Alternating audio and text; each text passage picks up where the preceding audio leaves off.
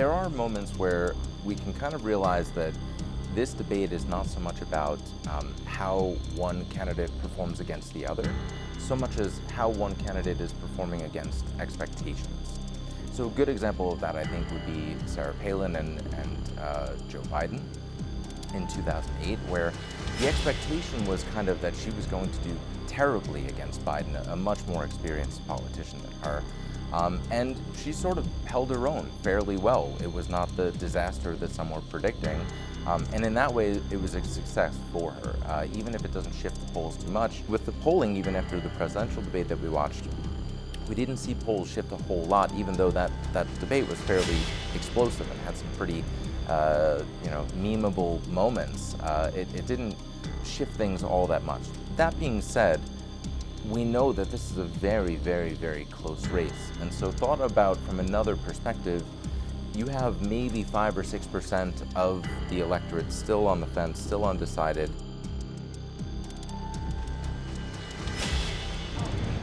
Hey, everybody. Are you feeling confident about debate preparations? Well, if I could, I just first, Gwen and I'd like to address the situation with Hurricane Helene. I've been in contact with Governor Cooper and, of course, with the President and Vice President. Just over a week ago, I was in Asheville, and it's the first time I'd ever been there. And the welcome was unbelievable. It was a little rainy out and everything, but I mentioned all that night is the incredible beauty of Asheville. Met a lot of folks who had retired down there, and I think right now our hearts are just breaking. This situation is still incredibly dangerous and unfolding.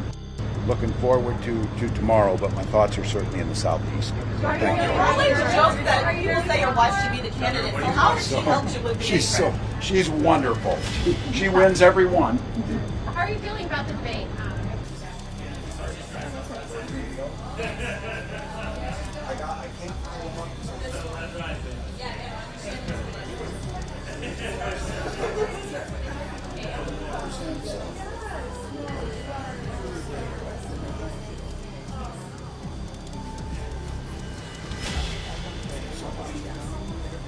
Oh, it's beautiful here.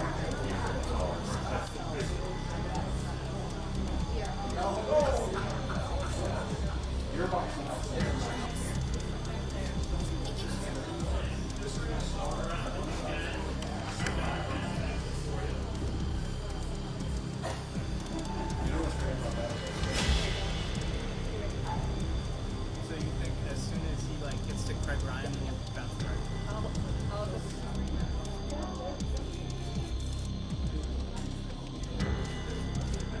So now I'm finding. Oh, yeah. This is Roscoe.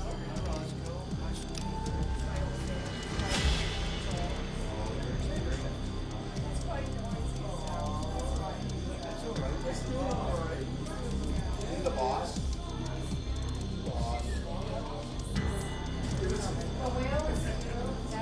It is a narwhal. It is a narwhal. Oh, sorry. You know, like 50% of the public do not believe narwhals are real. Oh, who cares about? They're chicken wrapped No, I think those are for We can celebrate He's holding a squeaky with toy. the V-Ray costume that came out today. With a narwhal. Yeah. We're getting a narwhal. And then we got a couple of those. We got a big one.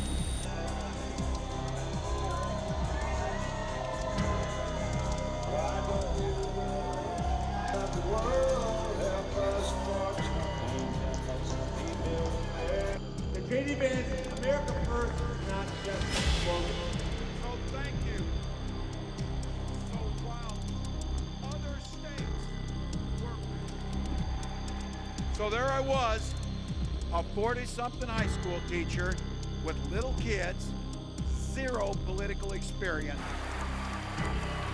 Nice to meet you. Hey, can I call you Joe? Okay, good. Thank you, Glenn. Thank you. Your plan is a white flag of surrender in Iraq, and that is not what our troops need to hear today, that's for sure, and it's not what our nation needs to be able to count on. There are moments where we can kind of realize that this debate is not so much about how one candidate performs against the other, so much as how one candidate is performing against expectations. So a good example of that, I think, would be Sarah Palin and Joe Biden in 2008, where the expectation was kind of that she was going to do terribly against Biden, a much more experienced politician than her. And she sort of held her own fairly well. It was not the disaster that some were predicting. And in that way, it was a success for her, even if it doesn't shift the polls too much.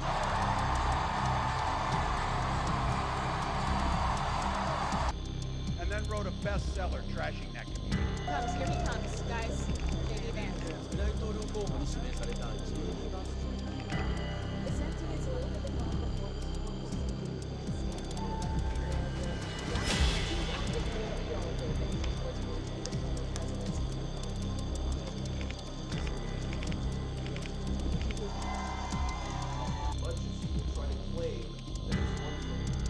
Voting record and the evidence suggests that he is the very worst of modern America.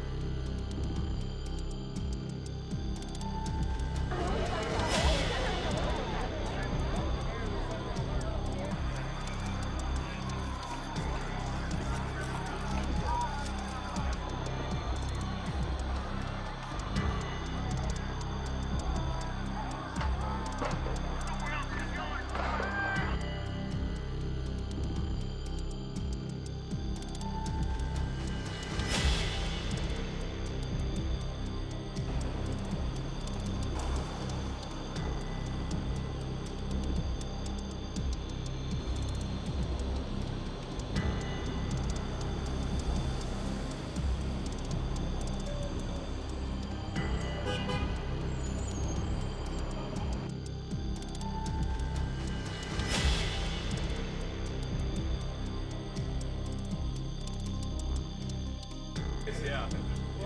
Thank you, ma'am. I appreciate it. Very nice to meet you. You want an orange? Yeah. Okay, come on, let's go. Smell good? Thank you so much. All right, guys. Now here, I'm going to talk for like 3 minutes. You guys act like little kids for 3 minutes. You're not going crazy. All right. First of all, we're thrilled to be here. I do think, unfortunately, look at the prices here. Things are way too expensive. And they're way too expensive because of Kamala Harris's policies. I mean, look. Here's buddy. You want some eggs? Well, let's talk about eggs, because these guys actually eat about 14 eggs every single morning. Is that right? Yeah. Oh, whoa. We'll be careful about this. Eggs, when Kamala Harris took office, were short of $1.50 a dozen. Now, a dozen eggs will cost you around $4, thanks to Kamala Harris.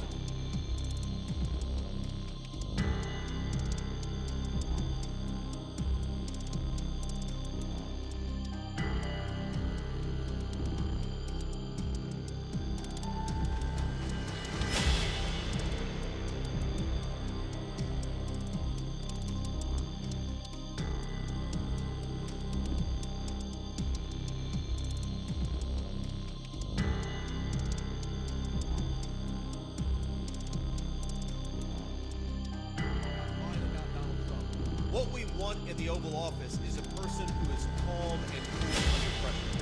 And that describes Donald Trump to a T. A guy who can take a bullet and still keep his wits about him.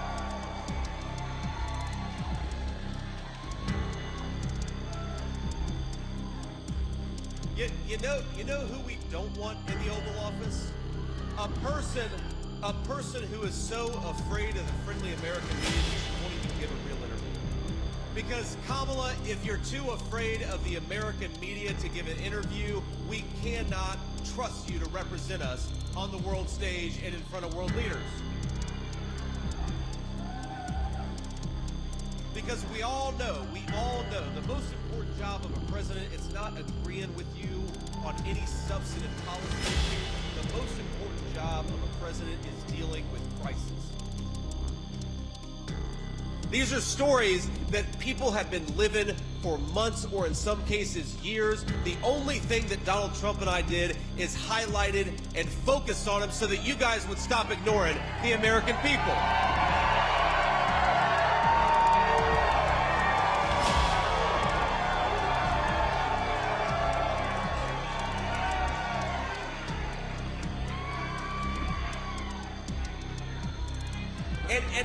And by the way, I think it's a little bit rich that the media wants to aggressively fact check every single thing that the residents of Springfield are talking about. These people have been suffering for months or even years. In Springfield, Ohio, people are getting evicted from their apartments and from their homes to make way for people who shouldn't be in this country to begin with. That is a disgrace.